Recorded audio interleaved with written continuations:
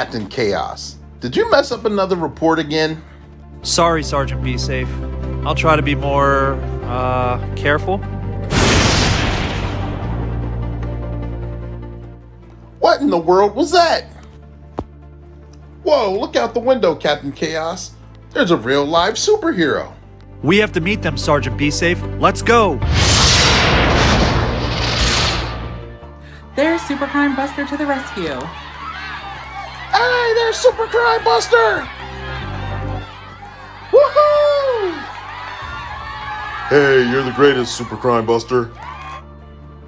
Yeah, we know Super Crime Buster's out there. We're actually on the way, but we keep getting phone calls. Excuse me, Super Crime Buster. I'm Sergeant Be Safe, and this is my partner, Captain Chaos. We'd like to thank you for your incredible bravery. Yeah, you're amazing. We're big fans. Wait, you are the police officers, but not the superheroes? No, we're just ordinary officers doing our duty. But we may not have superpowers, but we're heroes in our own way. You're right! The heroes don't always wear capes or possess superhuman abilities. It's the everyday heroes like you who make a difference. Thank you, Super Crime Buster, for that reminder. You are absolutely 100% correct. To all the first responders and law enforcement officers, take it from me and Captain Chaos. We applaud you. We know you do a thankless job and are highly needed. You are a superhero in your own right. Keep up the good work in these perilous times because you are needed. Wouldn't you agree, Kraken? And that's your tip of the day to get you on your way.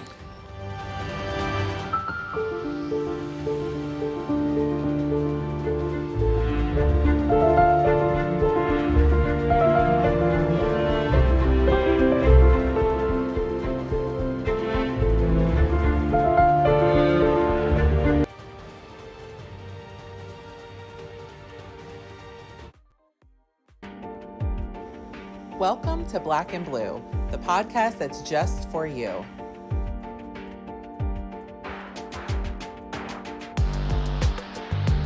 We bring solutions to everyday problems. We are here to humanize the badge. By interviewing first responders and discussing their trainings, experiences, and publications. Black and Blue airs weekly at 7 p.m. Eastern Standard Time. Tune in.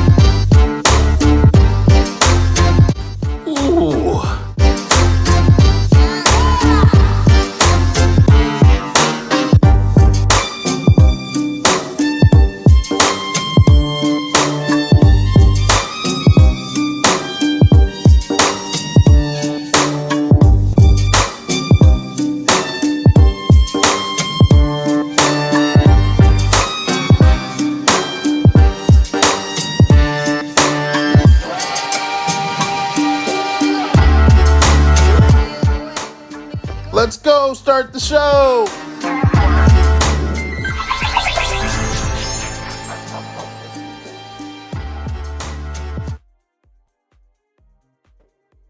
And we're live. Good evening, ladies and gentlemen, boys and girls. Welcome back to another dynamic episode of Black and Blue, where we go live weekly at 7 p.m. Eastern Standard Time. And when we go live with a special guest. And I got a barn burner for you guys today. We're going to have a lot of fun today. The energy's high. We're going to learn a lot of things. We go live with the first responder or the military personnel. First responder or someone in the military, law enforcement, who are either rookie, seasoned, or retirees. And then we go live talking about their trainings, their experiences, and their publications. And that's exactly what we're going to do today. But I'm your host. I'm Coach Clee. I'm your motivational speaker, your empowerment coach, your author, and your favorite baker's favorite baker, Coach Clee, coming at you. And we're continuing moving October forward. I told you we had an all-star lineup for October. We had to reschedule one person. We're going back-to-back doubleheader. We're going live today and we're going live tomorrow. And it wasn't my fault. There was a scheduling conflict. I'm not going to throw anyone under the bus, but there was a certain missed date information for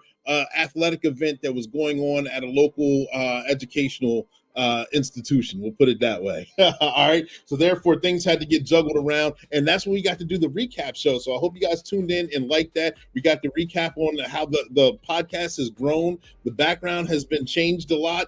We had dynamic guests from the start all the way up until right now, and we continue to do so. This podcast is sponsored by One Way Publishing. One Way Publishing, their motto is that they can turn a mere thought into a book that's bought. And they've done that for me. I wrote 5 of my books. You see of them behind me. I've got more on the way. They've got other clients that they do the same, whether you want to write a fiction, nonfiction, autobiography, cookbook, children's book, so many different things. They can get that thing done. All right. But we thrive on the algorithm here. So make sure you guys hit that like button. Make sure you guys tag, like, and share, because this information is vital and we have to get it out. All right. Therefore, I talked about One Way Publishing, workwithclee.com. You see it scrolling below. It's also in the comment section. That's how you would get in contact with One Way Publishing if you wanted to write your own book. It's also a sponsor for Start and Be Safe. Start and Be Safe. You got to see one of the cartoons at the beginning. Those voiceovers are guys who are actively working in the field, guys and gals, that are actively working in the field. So give them the shout out and give them the just due that they deserve. We'll have more cartoons playing throughout the course of this interview. All right. Like I said, what do we got going through everything? I want to make sure I hit everything. Tag, like, share. We're just live and interactive. We're streaming on 5 different platforms. Right now, Facebook is, I don't know if we're on it or not. Let me know. Facebookers, let me know if we're on there. I did see that we're not on the Black and Blue page. We're not on the Coach Clee page on Facebook. We are on a page, and I did share it to those pages. So hopefully that link will pull up. But we're on 2 pages on LinkedIn. 2 pages on YouTube and 1 page on LinkedIn. So therefore, if you want that shout out that you're looking for, put your name and where you're from in the comment section, and we'll give you that shout out. If you have a question, make sure you put that in the comment section as well, because I can't see who's all on here until you put something in the comment section. You put your question in the comment section, we will address it as soon as we can. Understand that there's about a 10-second delay from the time that you post it till the time that I see it, and we'll address it accordingly. All right, ladies and gentlemen, boys and girls. All right, enough of that. I'm tongue-tied. I want to make sure I covered everything. I probably forgot some stuff, but if so, we'll cover it throughout the course of this interview. I got a special guest for you guys today. This, like I said, it's a barn burner. You guys are going to love the energy. You guys are going to love the conversation. You guys are going to love the story. Right now, he's a coach, an author, a motivational speaker himself. He's an Army vet of 8 years. He's a retired police officer with 13 years of service. He wrote his own book, The Holy Trinity of Successful and Healthy Police Organizations. Chad Bruckner right here. I got my own signed copy, but you guys can make sure you guys check him out. He's tearing up Amazon right now. He's also tearing up YouTube and LinkedIn, and we're going to jump right into that. He's been lighting it up on these platforms as well. He talks about his experiences. He talks about traumas on and off the job. And not only that, he gives solutions. So it's nice to talk about those things and hear those things, but to have a solution for that as well is a game changer. Ladies and gentlemen, without further ado, I'm going to bring him to the stage. I hope you guys are as excited as I am. Here he is, Chad Bruckner. Chad, are you there? Woo, I'm here, brother. Wow. Dude, that was an intro and a half. Thank you. Absolutely. I'm like, who is he talking about? He's not talking about me. It was incredible. I'm starstruck myself. Let me change this banner. Get your website down right there. Yes, I got a couple comments. Make sure I grab those. Got Seti P's on here. See you made it there. Thank you. Make sure you tag, like, and share. Shayla's on here. Good evening. Yes. And like I said, this will be live and interactive. Chad, thank you for coming on the show. I appreciate you being here. I know you're a very busy man. You got a lot of things going on. But can you tell us a little bit about yourself? Yeah, Clee, thanks you, brother, for having me. I think we're like brothers from another mother, man. Like you were talking, I'm like, that's kind of the things I say. So I love it, man. I love your energy. So thank you. Yeah. So for me, I'm from outside the Philadelphia area. I was born there. We moved outside of Philadelphia to Montgomery County, Pennsylvania, when I was about 6 years old. And growing up, I have a very tight knit family. We had some low income, some poverty situations when I was a kid.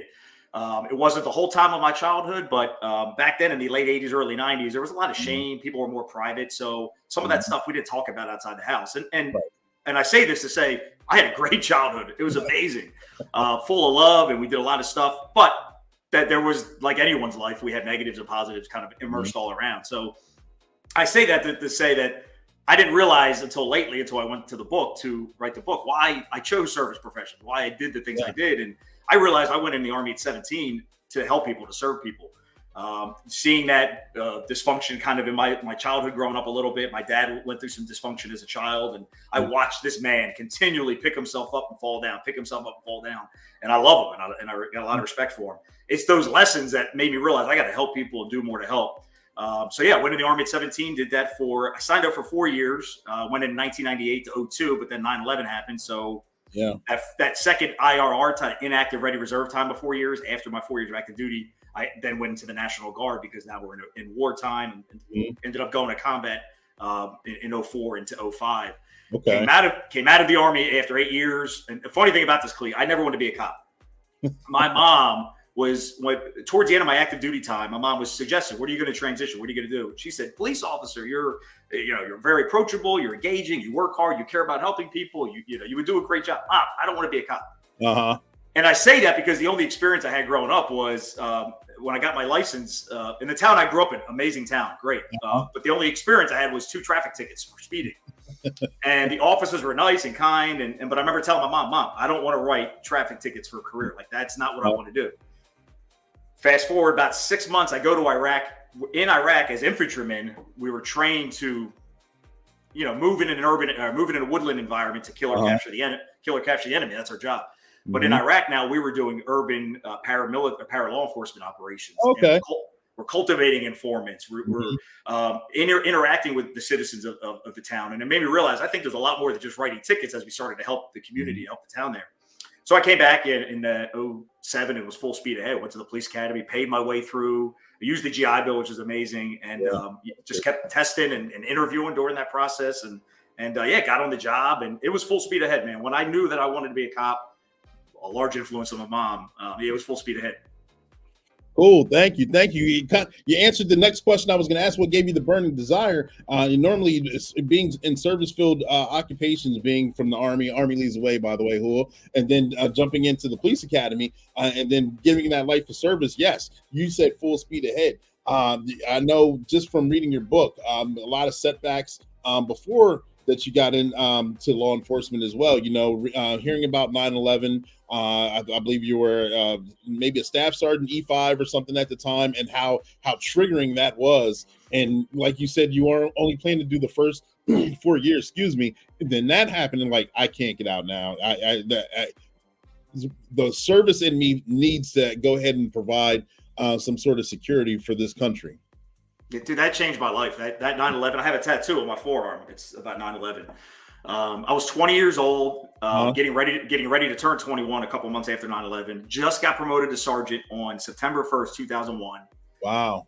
And when 9/11 happened, and I write about it because it was for all of us, it was a profound day, I think. But for me, being in the active duty Army at that time, it changed my life. It changed the course of everything, because that led to wars and conflict. And I ended up deploying, and my best friend in the Army, Fernando, was killed by an IED in Iraq. And that was when I was in the police academy, brother. That's literally the largest regret I have to this day. It was, not going to his funeral, telling myself, I'm in the police academy. I was getting married in a couple of weeks. Like, I have all these great things. The last thing I want to do is go backwards, fly down to San Antonio, go to an Army funeral, immerse myself in all that dysfunction or trauma or just sadness. So I didn't go. I wrote the family a letter. This is my best friend in the Army. I wrote the family a letter. Just a lot of shame about that. So, so trying to fix a lot of those wrongs, trying to make amends for some of that stuff is kind of where I'm at now. Yeah, I understand. You felt so strongly about it that I forget what chapter it's in, but you did highlight that in your book as well. And like, I got my copy, ladies and gentlemen. Make sure you guys get your copy. It's on Amazon and other links as well. I know the glare is right there. I'm trying to get a good angle right here. Yes. What made you want to decide to actually become an author and be vulnerable enough to put yourself out there in a book?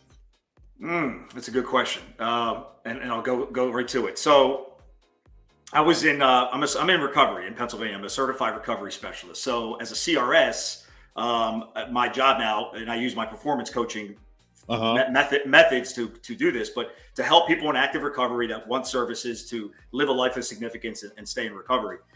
So to go to that training and that certification, it was earlier this year in 2023. So interestingly, I had a book coach that I wanted to write and tell a story totally unrelated to what you read. And working with this book coach earlier this year, we just had a lot of conflict not because of him, because of me, because I'm headstrong and I wanted this and that and this and that. Yeah, so we ended up taking a break. We kind of went our own direction for a little bit. And then I went and I said, you know what, I'm not going to write the book. I'm going to go to CRS training. I'm going to go and be a recovery specialist. And that's what I'm going to do. And this is February of this year. So 7 months ago, I'm sitting in recovery training. I'm sitting in the first row as a retired former police officer, drug officer. And everyone in the room obviously is in recovery, and they look a little different than me, and they have different experiences than me, and they're all sharing their story about the criminal justice system.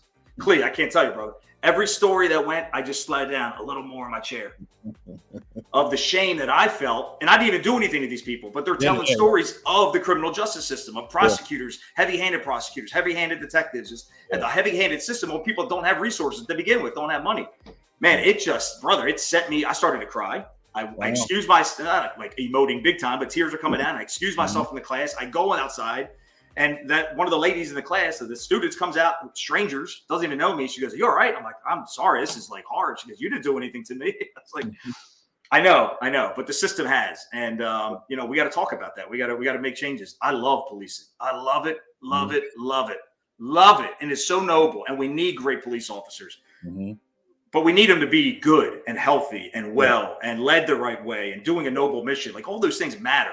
We can't just give somebody a gun and a uniform and a car and think that means something. We need to give them inspiration on top of that. Absolutely. You touched on a lot of things just in that portion of it, because law enforcement is a great career. It's a front row ticket to the best show on earth. However, I forget where I learned this from. We see 700 times more trauma than the average person just in our normal 20-year career. And that's a lot. That's a lot to process. That's a lot to deal with. And then I remember in the academy hearing instructors come in, and I remember saying, it won't be me, that you're not going to leave this profession the same way you came in.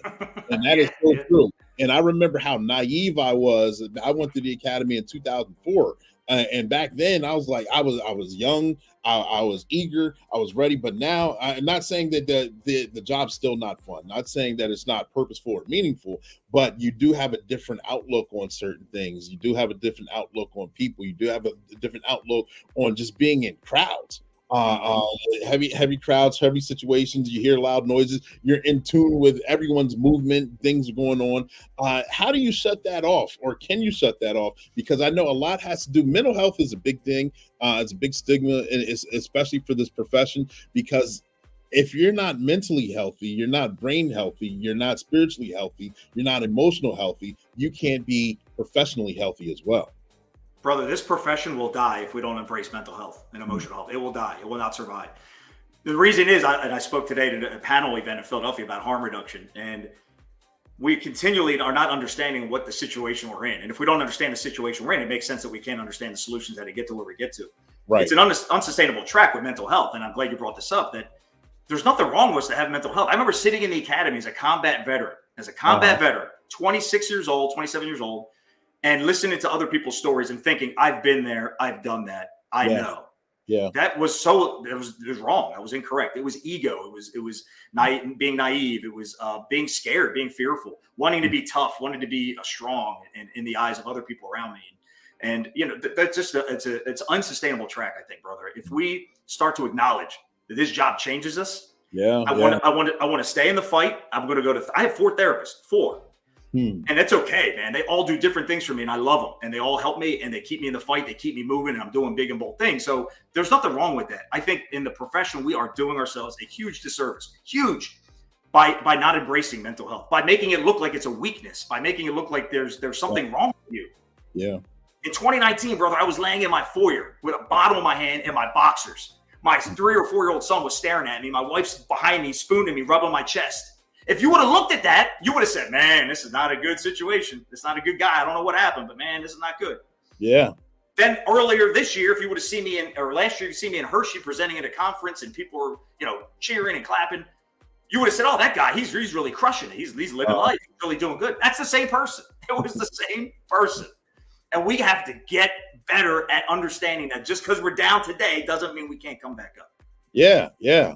Absolutely. I like how you highlight that. And that situation, that story that you just provided reminds me of what you were talking about in the book on how in the military you saw, yes, the military is designed for one, it immediately beats you down to like the lowest level. And then they're practiced and how many years of conditioning where they actually build you back up to a certain point. And then before you get to the point where you have a big head and a huge ego, they tear you back down again and continuously build you back up in different ways. It kind of gets you thinking differently to start thinking outside the box. Compare that to law enforcement. And since we're paramilitary, how does law enforcement beat the individual officer down, and does it properly build that officer back up? Ooh, this is going to be a long answer. Culture, man. I think in the military, you have accountability. In the military, every step you have, you only have one. You have to answer to one step above you. You could be an E6. I was an E6 in Iraq. I was leading a squad of 10 soldiers, leading combat missions, planning operations, doing things. But to my E7, my platoon sergeant, it was, hey, sergeant, this and that. There was an air of I can only go so far. I can only do so much. There's a system. And in policing, it's different. I use the chief here in Pennsylvania. Who do chiefs really answer to? There's the company commander in the Army. He answers to the battalion commander. Battalion commander answers to the brigade commander. There's always somebody to answer to. But in policing, I've seen, the chief executive officer has a lot of authority, a lot of responsibility, a lot of leeway. They can be used for great good or great bad. The elected bodies, the people that promote them or hire them, or the town managers that are involved in this process as well. These are civilians. These are people that don't understand the job, and they rely on that chief of police. They need to trust that chief of police, that everything they say and do is moral, is ethical, is honest, and is always rooted in service. And in military, I saw that more. In law enforcement, I see it less. I see more autonomy. I see more leeway. And when you don't have a strong structure foundation, obviously you're going to fall down to your baseline. So in policing, I really think we need to focus on the middle, where the Army, the NCO Corps, being the NCO, they were the backbone of the military. That everything rose and fell through the NCOs doing their job effectively. In policing, I think we have less of an NCO Corps, the patrol sergeant, corporals. There's less regiment, there's less preparation, development for those guys. So when they get into those roles, that's the main thing, is they're not ready or prepared to really push the company mission or the mission of the day. And consistently without that, in and of itself is not a big deal, but you have a consistent breakdown of leadership. Culturally, you're going to have a culture where accountability isn't the most strong. Merit starts to fall. I write about this in the book, that we like to say it's a merit-based profession, but it's not. Policing is not becoming merit-based. There's a lot of politics in play with it, timing and opportunity to get promoted. We'd like to think that every chief was the most moral, hardworking, best officer amongst us, but that's just not true. We need to get to the place where that is true. Right. And I see Aponte's on here. Got to give you a shout out. Thank you for tuning in. Make sure you tag, like, and share, Aponte. And speaking of the culture on talking about the different versions of styles of beating you down and bringing you back up. We talk about bullying in police and law enforcement as well. Life itself is competitive, and you have to compete to get ahead. One thing you talk about is who may be your friend this year in law enforcement may not be your friend next year or years to come. Especially the higher you go, the more competitive it is, which it should be. However, you're kind of competing against your own to get to a certain position, instead of trying to work together to continue on the mission for public service. Yeah, Would you agree? Absolutely. I think we have to be loyal to our ethos. What is our ethos? If we're competing, I love competition. I think it's great. But if we're competing with our brothers and sisters in an unhealthy way, that ruins relationships or compromises the mission, which is the most important thing, the service to the community. First and only thing we should ever be focused on is that. How many agencies are not focusing on that? How many are we infighting or working on other stuff, or maybe we have other things going on? There are so many agencies that are focusing on that, so I don't want to say that it's not true, but there are a lot that aren't. So focusing on that mission and not have your ethos challenge in a way where I want this position, I want this promotion, I'm going to do anything possible to get it. That's not helpful to anybody. And culturally, I think we've allowed that to happen. We have not put a proper system in place for promotional processes of any rank to understand that, hey, you guys are all competing for a job and a position. By the way, only one of you is going to get it, and we're one team. And at the end, we all have to come together. And this has to be a daily mantra. You have to be developing this culture in this way, and we don't do that. So what happens is you have officers who were best friends, who got hired together, who hate each other 20 years into the job and despise each other. I know many people like that. It's like, how did that happen? And when we don't really want to acknowledge it, started on the job. They came and got hired together, and whatever happened on that job, in that agency, in that culture, 20 years, 15 years, whatever, they do not get along. So what happened? We need to ask those questions. Yeah, good point. Good point. See a lot of friendships being destroyed just trying to move the mission ahead, of course. Yeah, and Clete, one thing I'll say. Go ahead. Where policing, I think I want to make this recommendation for all of us is we need to focus on getting it right, not who is right. If we're wondering for credit or blame, one or the other, that the mission is never going to be achieved. If we're worried about getting it right, we're focused on getting it right. No matter who gets credit, we're going to be fine. If we're not worried about casting blame for everything that goes wrong and use every failure as a learning lesson, we're going to be fine. Those are systems and parameters that we can do. Every agency can do tomorrow. And getting it right, going along with community service, customer service that go hand in hand, because you're serving the community. You're doing the job for the community. We show up on most of the community, their bad day, their worst day when they call us, but not all the time. We can show up just to have a friendly interaction, to help change a tire, to help someone get in their house, to check their house and make sure that did they accidentally leave the back door unlocked and the wind blew it open, or did someone kick it in? You never know, but then we serve the community doing that aspect. You talk about in your book, again, being, we used to be community oriented. Now it's starting to be more transactional, where, okay, I'll do this, but the community needs to do that. How is that affecting the culture of law enforcement today?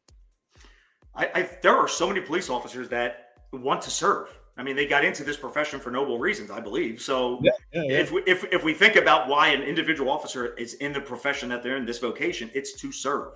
Yep. So if we're not putting him in situations routinely, frequently to serve somebody, another human being, it's only natural that over time they will, not have fulfillment for their job. So culturally, we need to get back to service. It's not about who's right. It's not about what mission or policy we're driving. It's about the culture. Let's find let's identify what our objectives are, our community missions. Let's identify what resources we have in the department to achieve that. It doesn't matter who gets credit. It doesn't matter what rank. It doesn't matter the seniority. None of that matters. None of it matters. We're building a culture of a team. A team is about how can we fill the needs of like a sports team. How can we fill the needs of the community? How can we win? Everyone's got its strength. Everyone's got a weakness. And we're not, you imagine an NFL team, if the football team says, hey, I'm going to put somebody at the quarterback. They're my friend. They're not the best quarterback, but they're my buddy, and I can trust them. Think about that. You will lose. You will lose the game.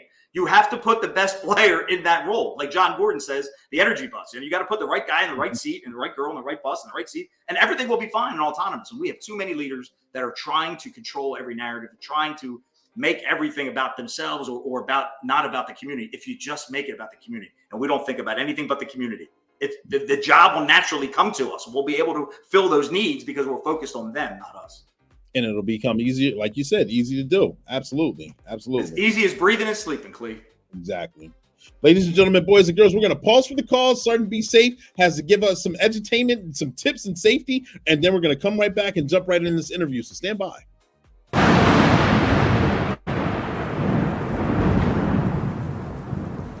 Good morning. How's everyone doing? Captain Chaos, did you know that school bus safety is crucial for young students? Absolutely, Sergeant Be Safe. We must protect our little heroes from any danger. And here comes Maya. She's getting ready to go to school. Oh no! Look out, everyone! Uh-oh, that driver didn't stop for the school bus. Fear not. He's not going to do that in my town. It's time for some superhero intervention. Get him, Sergeant Be Safe. Captain Chaos, let's go get him! Sergeant Be Safe, time to power up! He committed a terrible offense by passing a school bus with its stoplights on. He will need to prepare to face the consequences. Stop that car. Get out! I'm sorry. I didn't realize the lights were on. I'll be more careful next time. Listen, the safety of our children is of the utmost importance. Always be vigilant and attentive on the road. And remember, with great driving comes great responsibility. Thank you, Sergeant Be Safe and Captain Chaos for keeping us safe. Have a great day. I'm off to school. Maya, you have a great day at school too. I'm glad everyone's safe and everything worked out. And as for this driver, he won't be driving reckless for a long time. In fact, you might see him crawling around, going from place to place. Drivers, remember, it's that time of year again. School buses cannot be passed if the stop sign or the lights are illuminated. You could lose your license for up to a year. And that's your tip of the day to get you on your way.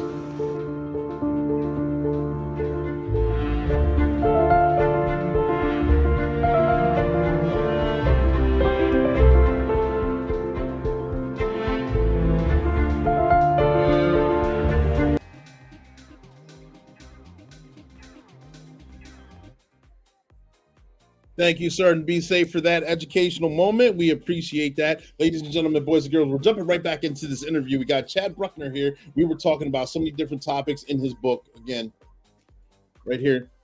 Make sure you guys get your copy right here. Motivate/change.com. And on page 67, you talk about finding leader, the perfect person, like you were talking about John Wooten, and putting the perfect people in the right spots for the team so you can win the game. Of course, if I put my best friend, and I'm on a football team at quarterback just because he's my best friend, he's going to get hurt because I already know he doesn't have an arm. And that's not the position that he's going to be. He's not going to be thinking quickly on his feet, and we're middle-aged already, so he's going to be moving slow. He needs to be in a coaching type atmosphere. However, let me pull this up, and don't make fun of my PowerPoint slideshow here. I'm still I'm novice at this. But at page 67, you have this chart right here. Can you explain how important this chart is and what this chart can be used for? Let me get a full clip up here so you can see. There we go. This chart right here, and what it can be used for, and finding the right leader for the right position. Yeah, that's a great thing. It's a leader assessment survey, the LAS, and I came up with this writing the book. I was trying to find a way to help stakeholders, elected officials, to evaluate and screen. I've have some knowledge being a private investigator, owning a firm that we do a lot of background investigations, and I've seen the politicization of a chief selection process. I've experienced it. I've seen it now on the back end of it. I have information, a little bit more information plugged into it, and it is a political process, and you have to be connected. You have to know somebody, but that really shouldn't be. It shouldn't be that way. And I understand it is, and we're talking about bigger stuff, but this leader assessment survey it takes the autonomy out of it. It takes these special interest groups, whether it's a chief panel or anybody else that has a vetted interest in this, which we will hope is objective and not subjective, but it takes that out of it. It's a list of 10 parameters. You pick whatever 10 you want for your community that are the 10 most important things that you want. Maybe you want your chief to be, or your sergeant, anybody to be, job knowledge would be important. Maybe you want them to be empathetic, an active listener, whatever those feedback are, the SWOT operator, put those on your 10. It really focus on the 10 criteria you're going to pick, because it's the most important thing. Right. What you want, you write on that box, and then you score each applicant as they come through this process. Use the matrix below, and you find out where they fit on this. What I think leaders are going to say, elected officials are going to realize is we have been selecting the wrong executives. We have been selecting based on older metrics of SWAT commanders and who leads the agencies in arrest and all these things, which, by the way, I did in my agency. Just because that didn't mean that I was ready to be the next leader or next chief. Right. Right. And that's the problem. We love to present to the community, hey, we have a SWAT commander as our next chief, or we have this as our next chief, or we got this person from another agency who set a record for DUI arrests. Those are great, and those are awesome resume bullet and builders, but that has no bearing on how they're going to lead their officers. Yeah. Leadership is influence. It's tapping you on the shoulder, Clee, I need you to do this, brother, and it's going to be hard and it's going to be scary, and I'm going to lead the way, and you're going to get behind me. Can you join me? Right, that's leadership. It's not telling you what to do and then beating you over the head when you don't do it. And this survey, this tool can help elected officials understand a little bit more, take the ambiguity out, take that special interest where you need these chief panels or anybody to say, and I've talked to a city council or a town council person, and what they indicated is these chief panels, they just kind of defer to what the chief panels want, and these are chief panels that they're in the field, they know what is good or not, and I have no problem with that. But again, who was on the chief panel? We need to select: are these political people? Are these merit-based chiefs that want to get it right? These are questions we have to have. It doesn't have to be uncomfortable. It doesn't have to be attacking. Right. It can be collaborative. We can get together as long as we want to get it right. Right. And in your experience and in your trainings, have you seen that as someone who's put in the leadership position, do they normally know everything, or are they the ones who are very influential and inspiring, and the ones that the guys lean on because, no matter good or bad, if something happens, they got your back? Yeah, 100%. That's the leader you want. We have done ourselves a disservice to promote the most knowledgeable people. That is irrelevant. It really is irrelevant. Is knowledge good? Is knowledge power? Absolutely. But knowledge, taking the information you have in a brain, is never going to translate or cannot translate to influencing a human being to do something really hard. It doesn't work that way. It doesn't work that way. Over the last 50 years, American policing has went down a bad road where we started to promote and hire people that on the upper echelons that weren't like that weren't influential, that weren't inspirational, that weren't meeting their officers where they're at, that weren't meeting the community where they're at. They're expecting their officers to meet them. That's not how this works. You're dealing with officers, and I write about this in the book about adverse childhood experiences. 1 in 5, I believe, 1 in 5 police officers have experienced adverse childhood experiences as a child. That's why we end up in this profession for a lot of us. Yeah. We had something in our past, and we want to help. We want to be a fixer and have a solution. So you could argue that we're kind of broken people in a way. So when we come into this job, and if we see more trauma, more negative, we can get further dysfunctional, further broken, which is okay, because I said earlier, we can come back up. But we have to be in cultured environments where we can heal, where it's acceptable to fall down. It's not, you're not judged, or there's no stigma. You're not ridiculed for falling down. That is the number one thing with mental health. Stop judging people, support them, love on them, help them get back up, and watch them climb back up. Yeah. Actually, the any job, whether it's law enforcement, any kind of first responder, any job, period, it's the ones that actually hit rock bottom, like you talked about in military, and climb themselves back up. They end up catapulting leaps and bounds ahead of other people because they have that experience. They have that setbackness that gives them the fortitude. It's kind of like I heard Les Brown's speech when you bow and arrow, you actually have to pull the arrow back and add a little tension. And then once you let it go, it goes further than it was if it's in a static state. I'm like, wow. And that's actually, you're pulling someone back. They're being set back. And once they let go, they catapult themselves forward. Yeah, absolutely. Look, I'll tell you something. I'm going to tell you something I haven't told anybody except my wife. I applied for chief of police position last year. Okay. I was passionate about it. I know I could do a good job for this community. Doesn't mean I'll have it all figured out, because I know the sacrifice. I know how hard that job will be. But I know leadership. And take away the title. We love to use the chief of police. You've never been a chief. I know leadership, and when you know leadership, the rank doesn't bother you, the title doesn't bother you, the job, the mission, the performance, the act of influencing others is the mission, is the job.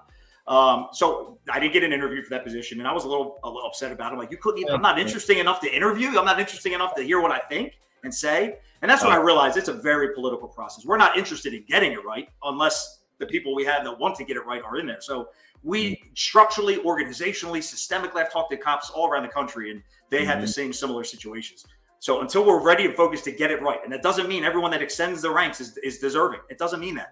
Right. And we have to, it's okay to say, hey, we got to coach these leaders too. Hey, you want to be a chief, but you're a sergeant, but you're not emotionally prepared to lead. You're not going to get promoted to chief, but we are going to help develop you and coach you to get to the next level. Where is that gap? We need to fill that gap with coaching, performance coaching. Yeah, absolutely. Good point. Thank you for sharing that. I appreciate that. That's not easy to do. It's okay. I've come so far with that. And that's kind of what the motivation with the book was, is we need to change. We need to make changes. we're not interested in being the best police department. Some of us, our police departments, are not interested in being the best. Yeah. We want to be good and we want to do well. But if being the best and being excellent means that I'm going to have to sacrifice or I'm going to have to give this up, well, I don't want that. That's a lot of work. So I just kind of want to be good. But that's not going to get the job done. That's not inspiring cops to show up and sign up anymore. You have to lead the way. You have to be inspirational, influential. Meet your officers where they're at. Meet that community. Stop making it about you and get out and make it about them. Hey, you put yourself out there. You feel the energy. You can feel the passion. And again, like you said in your book, you put yourself. You're very vulnerable, and you talk about brain health. And I thought that's something that resonated with me because your mission, go. I remember, and we talk about this on the podcast all the time, that I can sleep later. I can sleep when I'm dead. I can take care of nutrition later. We're mission oriented. Keep going. Keep up the fight. And then you find out those things actually start to set you back. And then, you've got pains, you're not eating properly, you're not sleeping well, definitely not sleeping well, and so many different things. And then you start to realize that your brain health, which affects your emotional health, which affects your spiritual health, so many different components start dragging you down. And then on top of it, you get the bully system, and it was a lot. And I was like, wow, it just piles on to the point where you're just like, I can't take it anymore, to the point where you have to step back and take a break. And I'm like, wow, for someone to actually verbalize and vocalize and write that's a big deal. And that's something that needs to be addressed, because if it's happening to you or anyone else, it's happening to a lot. And we talk about suffering in silence, and that's another one that you actually suffer in silence on dealing with. Yeah, you're. It is what it is, right? It is what it is. If I served in a culture that was healthy and collaborative and functional and mission focused and allowed me to recover, I probably wouldn't have left. But that's not the reality, and that's okay. I think a lot of officers are in that boat, but we need to change it. It's not okay. I said it's okay. We need to change that. If officers, think about this. You're a police officer. You work in a department. You see a lot of trauma. You've been on 5, 6, 7 years, and you start to change. Mm-hmm. You start to change at the very job that we asked you to do, that you signed up to do. We pay you. We give you a car. We train you. We do all these things. We even put a gym in the police department to help you. But what are we doing for this? Mm-hmm. And I don't even mean the individual. I believe mental health, brain health, that's an individual pursuit that you have to empower yourself. Mm-hmm. However, and I think you read about this in the book, the culture is the most important thing. So we individual officers can recover. We can heal. We can be more vulnerable. Hey, boss, I'm struggling. If our culture allows that. But if our culture doesn't permit it, then I understand why people won't be open like I wasn't. And I actually made 2 attempts. They were minor and they were small, but they were at that time, the courage I could muster up to ask for help. And it just fell on deaf ears because we're not culturally ready to receive that information. We tell you to go to the gym and work out. And we tell you to get big biceps because it's good for your mental health and it's good for stress. But then we never tell you to go work out the most important muscle in your body. Exactly. We never say that. Because I don't know if it's not sexy enough or not attractive enough. You can't get this bigger. I don't know what it is. Like you can get this big, but you can't get. It's an exterior optics kind of thing, and we got to dive deep into mental health and emotional health to get cops to come back to serve this community, to serve our American citizens with honor and fidelity. Yeah. And you talk about us being our biggest recruiters for the public. We go out there and you can go to recruit at schools. You can go recruit at colleges. You can stop people in the public and have conversation with them. But the biggest recruiter is the guys that are actually working. And just in that moment, you see how they're interacting with themselves, how they're interacting with everyone else. We're having, and you've seen it. I've seen it as well, going during the quiet quitting, guys leaving before they actually get their full pension. They're getting off the job, and it's happening nationally and globally as well. Not only just in law enforcement, but in a lot of jobs.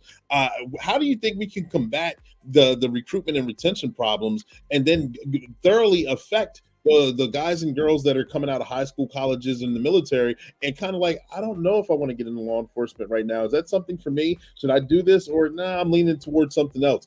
What do you think would give them that push? Yeah, I think we're really missing the boat, recruiting and retention. I think retention is the most important thing. And you said that was, 30 years ago, 20 years, even 15 years ago, 10 years ago, a cop that left before full retirement, you had an asterisk. You asked, like, what's going on? I don't understand what happened. Yeah. Did he get another job? Did he get divorced? Like, you're trying to figure it out. It's more common now. And we have to ask those questions. Why?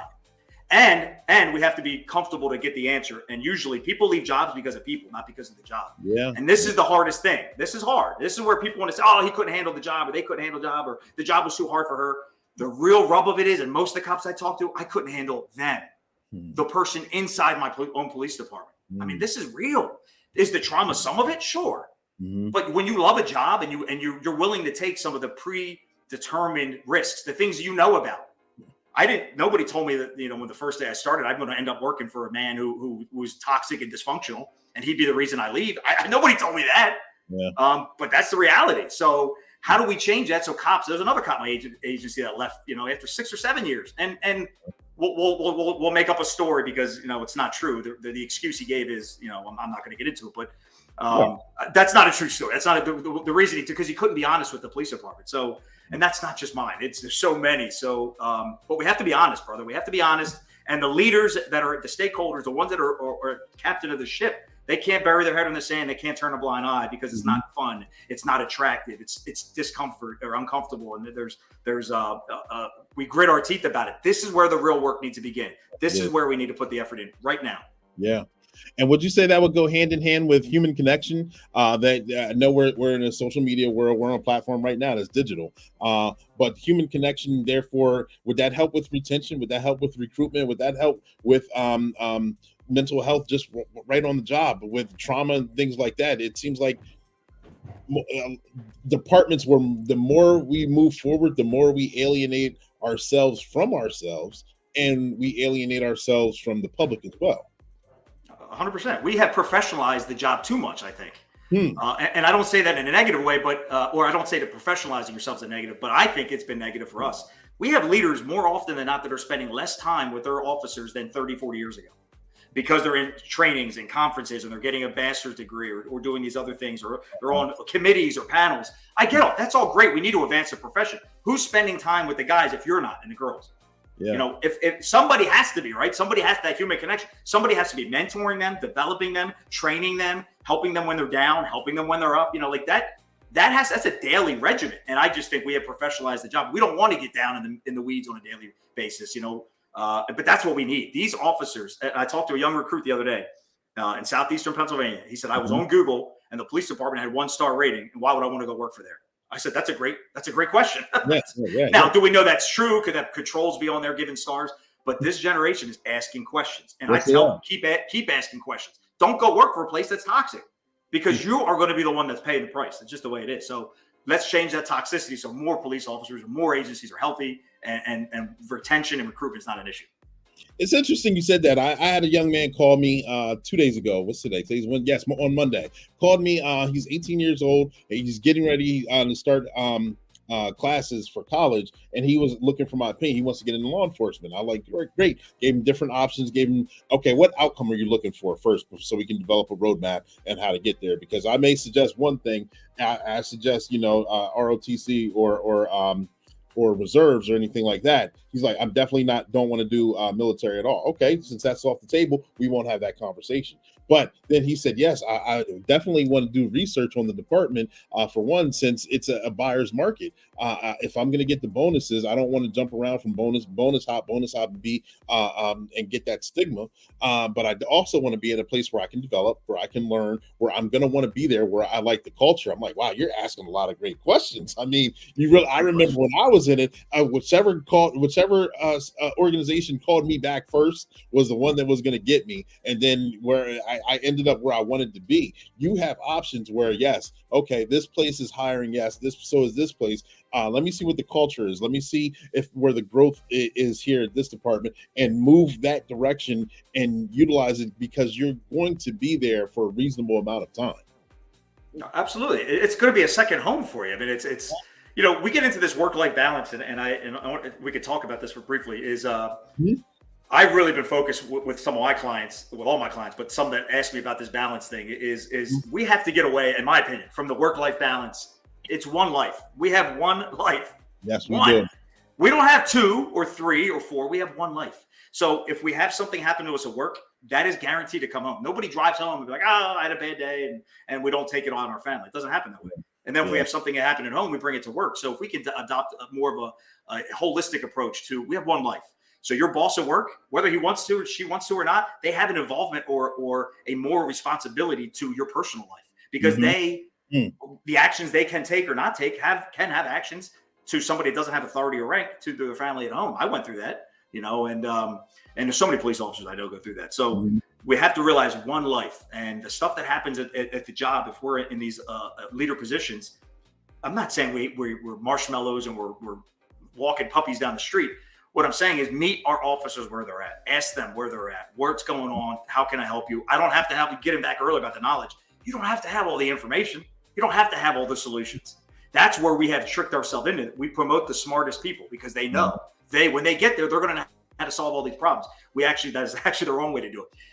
Smart people, if they have really strong networks, is great. But smart, intellectual people without strong networks are not as effective as influential, empathetic people. It's just the way it is because those people tend to have strong networks and they have ability to solve problems. I might not be able to solve it, but I know somebody who can. Yes. Yeah. Yeah.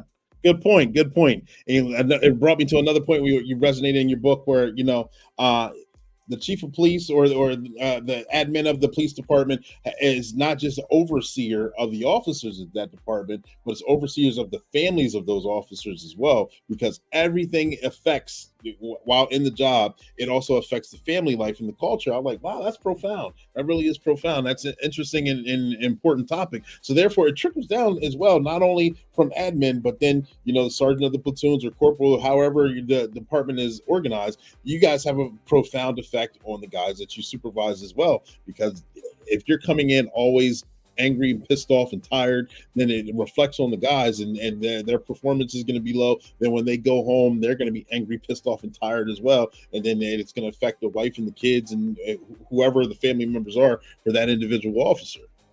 100%. I coach sports, youth football with my kids. And, if I'm doing a bad job, if I'm yelling at the kids or I'm not developing them or building their confidence and self-esteem, they're not going to like me. They're not going to perform well. Yeah. And if I do it consistently enough, then the parents are going to say something and get mad at me. I'm going to affect their family, not just the kid anymore. Now the mom or dad's going to pull me aside. Yeah.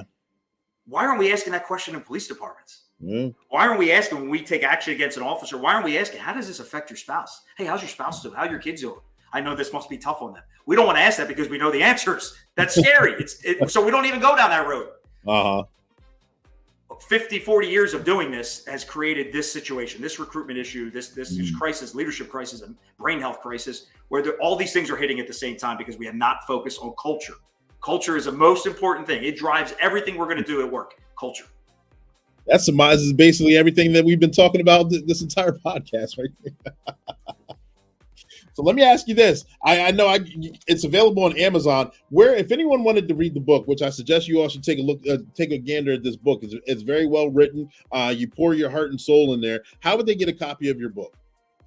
Yeah, thank you. Amazon is probably the easiest way. Just you get one click and get it on Amazon. If you want to get a signed copy, if you want me to sign it and write something, which I love to do, happy to do that. You can do that on my website, motivate-change.com. There's QR codes and options there, checkout options there to do that. And I'll personally, me and my kids, we will get a box. We have some goodies we'll throw in there and we will ship it out to you. I'll write something. I'd never write the same thing for everybody. It's always this unique based on who I'm writing it to. So I'd love to do that. And yeah, thanks. Yeah, absolutely. Absolutely. Let me ask you, end game goal. And I hate to ask it this way, but it kind of finites things because, you make a goal, set a goal to set another goal, you're climbing. Perfect world. If you could have the biggest goal in about 3 to 5 years, what would you say that is? What does that look like for you? Woo!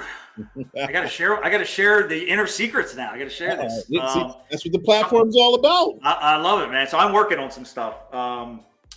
Honestly, the dream for me is impacting people on a really large level through art and storytelling. So I'm writing a screenplay right now. Okay. And I think it's going to be impactful, and I want to pitch it to a studio, and I want to show. I want to see it turn into a show.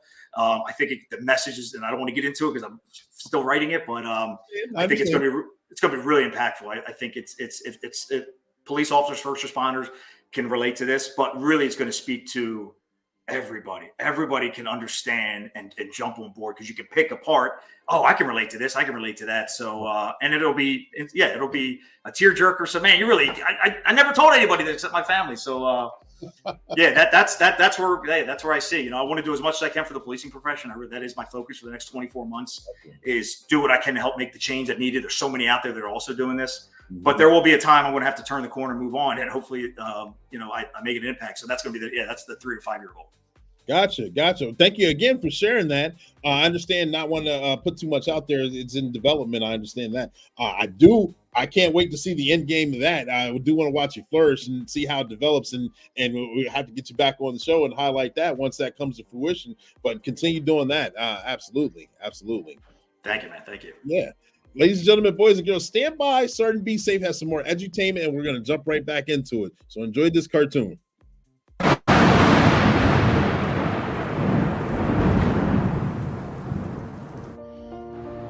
Your Honor, we have undeniable evidence that Chance Wilder attempted to hack into multiple bank accounts and steal money.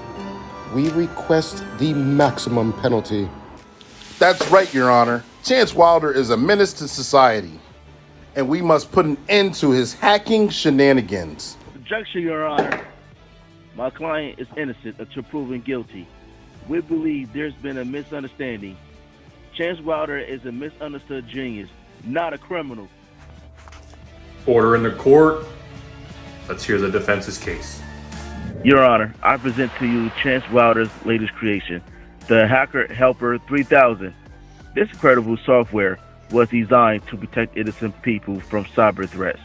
Chance's intentions were pure. Objection, Your Honor. This is just a ploy to distract us from the real issues at hand. Indeed, Your Honor. We even have evidence of Chance Wilder's hacking attempts. He's gone so far to have left a digital signature saying, "Catch me if you can." Chance Wilder, I've heard both sides of the story. Hacking is illegal. Since you like to take wild chances, I sentence you to community service, where you use your skills for good, helping organizations protect themselves from cyber threats. Oh man, no money and community service? Shut up and take the deal. Well, there's another good job done by our district attorney, just in case. It was a team effort. And there you go, folks. Justice was brought to Chance Wilder, but I'm pretty sure he'll be up to his shenanigans again. So tune in, and that's your tip of the day to get you on your way.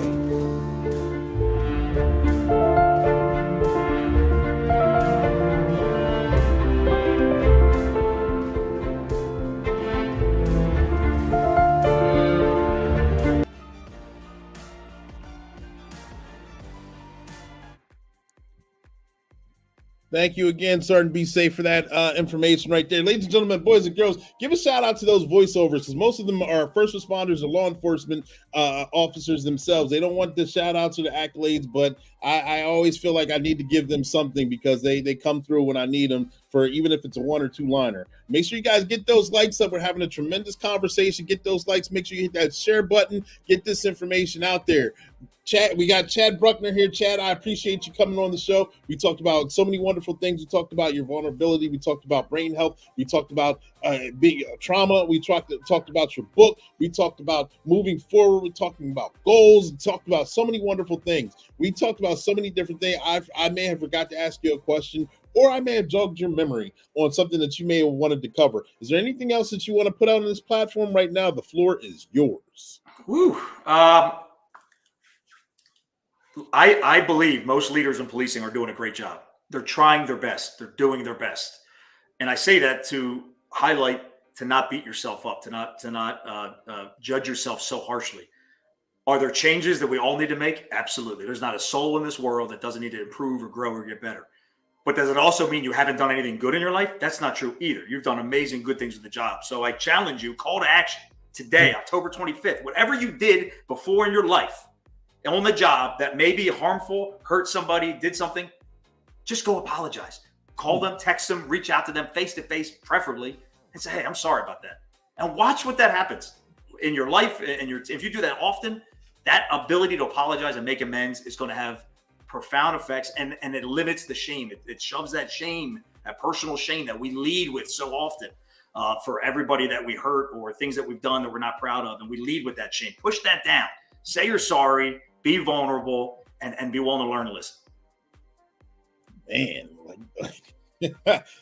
simple enough. Very, we got to get out of our own way sometimes. Very simple to get done. Very, very, like you said, very profound, and to kind of repair and rebuild relationships that have happened throughout. They kind of get torn throughout the course of this occupation, this career itself. Thank you. I appreciate you sharing those gems and those nuggets. Thank you for coming on the platform and sharing a part of your life and a part of your soul. We've enjoyed having you. Absolutely. Oh, Clay, thank you, bro. This is amazing. I mean, you're doing a great show, and I'm not just saying this. I said this to you before we started recording.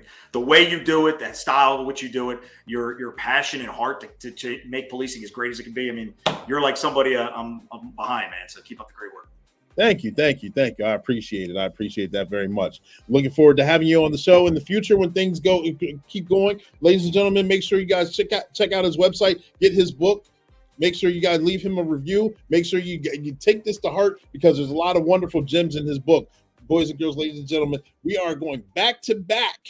Again, we went live today. We're going live again tomorrow. We have Ernie Stevens coming on the platform tomorrow. We're going to have a tremendous show with him as well. Make sure you guys stay tuned. We're going to be going live at 7 p.m. Eastern Standard Time here on Black and Blue with your host, me. Right, I'm Clee Tillman, your host, your motivational speaker, your empowerment coach, your author, and your favorite baker's favorite baker, where we go live with first responders and law enforcement officials on their trainings, experiences, and publications, whether they're rookie season or retirees. And we had a tremendous show today doing such that. So if you're looking to get in this occupation, this is your platform. If you're already in this occupation and you're looking just to learn more things, to hear how other people handle their situations, this is your platform. If you're just to see how police officers humanize the badge, that we're real people too, this is your platform. And make sure you tag, like, share, and get this information out, because we're going to keep moving, pushing the train forward, and keep building the plane as we fly it, because we're out here getting it done. I'm your host, Coach Clee. This is Black and Blue. We are going to continue again, like I said, tomorrow, 10-4, over and out. Have a great day.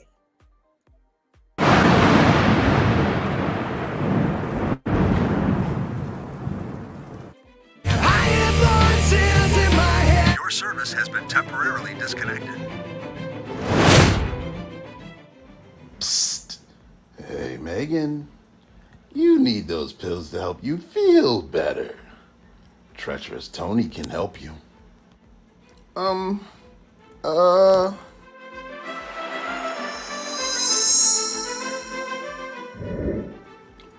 no. Don't listen to him. It's dangerous. Oh, no. Hey there, sweetheart. Looking for something special?